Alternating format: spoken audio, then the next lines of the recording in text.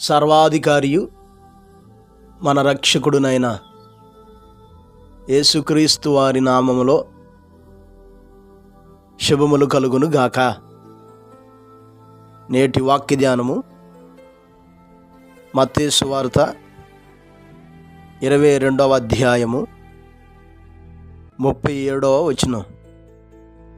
అందుకాయన నీ పూర్ణ హృదయముతోను, నీ పూర్ణ ఆత్మతోను, నీ పూర్ణ మనస్సుతోను నీ దేవుడైన ప్రభువును ప్రేమింపవలెనన్నదియే.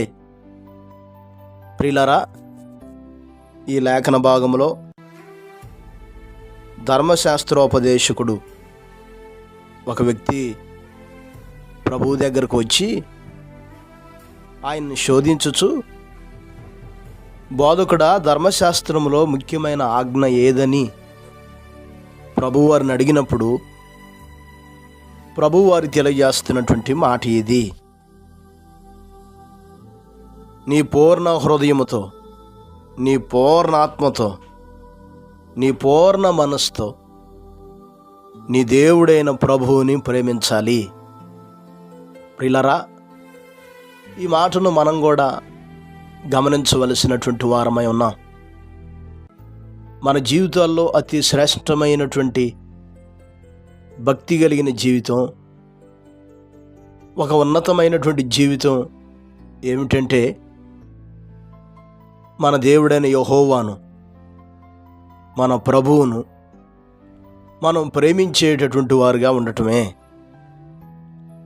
ఆయన్ని ప్రేమించేటటువంటి జీవితం చాలా శ్రేష్టమైన జీవితం.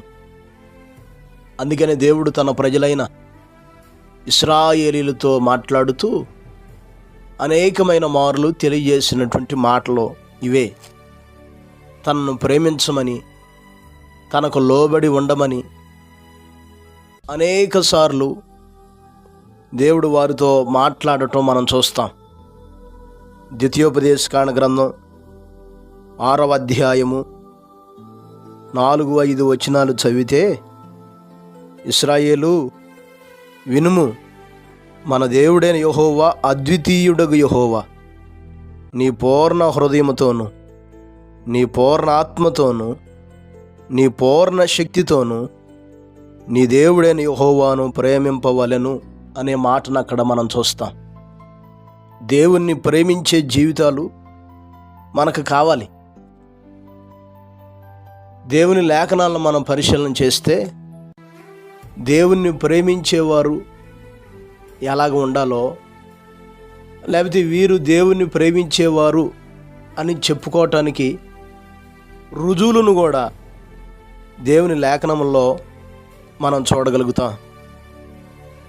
మనం దేవుణ్ణి ప్రేమిస్తున్నామంటానికి మనం కలిగి ఉండవలసినటువంటి జీవిత విధానం యోహాను సువార్త 14వ అధ్యాయం 21వ వచనం చదివితే, నా ఆజ్ఞలను అంగీకరించి వాటిని గైకొనివాడే నన్ను ప్రేమించువాడు. ప్రియులారా, మనం దేవుణ్ణి ప్రేమించేవారుగా ఉండాలంటే ఆయన ఆజ్ఞలను గైకొనేవారుగా ఉండాలి. ఆయన మాటలకు లోబడాలి.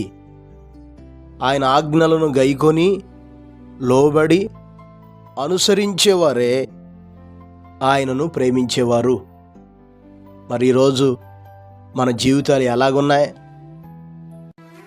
ఆయన మన మేలు కోరి, మన క్షేమం కోరి మనకు ఉపదేశిస్తున్న ఆయన మాటలను, మనకు ఆజ్ఞాపించుచున్న ఆయన ఆజ్ఞలను గైకొని లోబడి జీవించే జీవితం ఈరోజు మనకుందా? ఆయన ఆజ్ఞలను గైకొనకుండా, ఆయనకు లోబడకుండా మనం దేవునిని ప్రేమించేవారుగా ఉండలేము. ఇంకంత మాత్రమే కాదు, దేవుణ్ణి ప్రేమించేటటువంటి మనము ఒక ప్రత్యేకమైనటువంటి జీవితాన్ని జీవించవలసినటువంటి వారమై ఉన్నాం. 97వ కీర్తన 10వ వచనం చదివితే, యెహోవాను ప్రేమించువారులారా చెడుతనమును అసహించుకొనుడి అనే మాటను అక్కడ మనం చదువుతాం. యెహోవాను ప్రేమించేవారుగా మనం ఉండాలంటే, మన దేవునిని మన ప్రభువుని మనం ప్రేమించేవారుగా ఉండాలంటే చెడుతనమును పాపమును అసహించుకొనగలిగే జీవితం మనకు కావాలి. చెడును చేస్తూ పాపాన్ని అనుసరిస్తూ మేము దేవుణ్ణి ప్రేమిస్తున్నామని చెప్పుకుంటే మనం అబద్ధికులుగా ఎంచబడతాం. ఆయన ఆజ్ఞలకు లోబడి ఆయన మాట విని చెడుతనమును అసహించుకొనగలిగే జీవితాన్ని కలిగి ఉండేవారే దేవునిని ప్రేమించేవారు. కనుక ఈ మాటలు వింటున్నటువంటి మన జీవితాలను యోచన చేద్దాం. దేవుణ్ణి ప్రేమిస్తున్నామని చెప్పుకొని లోకాన్ని ప్రేమిస్తూ పాపాన్ని అనుసరిస్తూ చెడుతనాన్ని కొనసాగించేవారుగా ఉంటే మనం న్యాయవంతులుగా సత్యవంతులుగా మనం ఉండలేమని గుర్తిరిగి ఆయనకు లోబడుతూ ఆయన ఆజ్ఞలు గైకుంటూ చెడుతనమును అసహించుకొని పరిపూర్ణంగా ఆయన్ని ప్రేమించే వారుగా ఉన్నాం. ఆయన అనుగ్రహించే సకల దీవెనలను పొందుకుందాం. అట్టి కృపను దేవుడు మనకు దయచేయును గాక. పరిశుద్ధుడైన మా దేవ, గొప్ప కాపరి, అపారమైన మీ ప్రేమను బట్టి మీకు స్తోత్రాలు, వందనాలు నాయన. ఈ ఉదయకాల సమయంలో మీరు మాతో మాట్లాడుతూ వచ్చారు తండ్రి. మిమ్మల్ని ప్రేమించే జీవితం మేము కలిగి ఉండాలని, మిమ్మల్ని ప్రేమించే వారికి అయా శ్రేష్టమైన దీవెనలు మీరు దాచిపెట్టారు, ఉన్నతమైన ఈవులు మీరు సిద్ధపరిచారు తండ్రి. ప్రతి ఒక్కరూ నిజముగా సత్యవంతముగా మిమ్మల్ని ప్రేమించి తండ్రి మీరు అనుగ్రహించే ప్రతి దీవెనను పొందుకొనగలిగిన భాగ్యమును దయచేయండి తండ్రి. స్తోత్రాలు. మా ప్రియులైన బిడ్డలందరి కొరకు ప్రార్థిస్తున్నా, ప్రతి కుటుంబ క్షేమం కొరకు ప్రార్థిస్తున్నా. ప్రతి వ్యక్తికి నెమ్మదినివ్వండి, సౌఖ్యాన్నివ్వండి, ప్రశాంతతనివ్వండి. ఈ రోజంతా మీ సన్నిధిని తోడుగా ఉండ దయచేసి బలపరిచి కృప చూపమని యేసు నామమున అడిగి వేడుకొనుచున్నాము తండ్రి. ఆమెన్. ప్రభు కృప మీకు తోడై ఉండును గాక.